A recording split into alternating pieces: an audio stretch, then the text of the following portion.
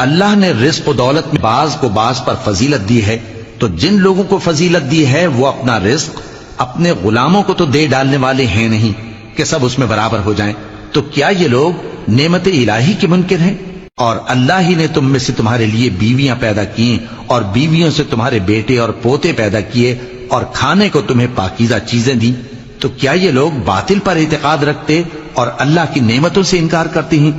اور اللہ کے سوا ایسوں کو پوجتے ہیں جو ان کو آسمانوں اور زمین میں روزی دینے کا ذرا بھی اختیار نہیں رکھتے اور نہ کسی اور طرح کا مقدور رکھتے ہیں۔ تو لوگوں، اللہ کے لیے غلط مثالیں نہ بناؤ، بے شک اللہ جانتا ہے اور تم نہیں جانتے۔ اللہ ایک اور مثال بیان فرماتا ہے کہ ایک غلام ہے جو بالکل دوسرے کے اختیار میں ہے اور کسی چیز پر قدرت نہیں رکھتا،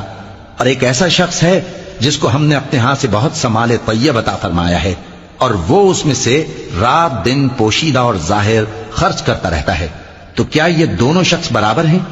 ہرگز نہیں، الحمدللہ،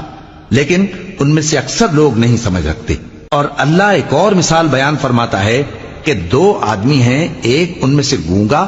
اور کسی کا غلام ہے بے اختیار و ناتواں کہ کسی چیز پر قدرت نہیں رکھتا اور اپنے مالک کو دوبھر ہو رہا ہے، وہ جہاں اسے بھیجتا ہے کبھی اچھی خبر نہیں لاتا۔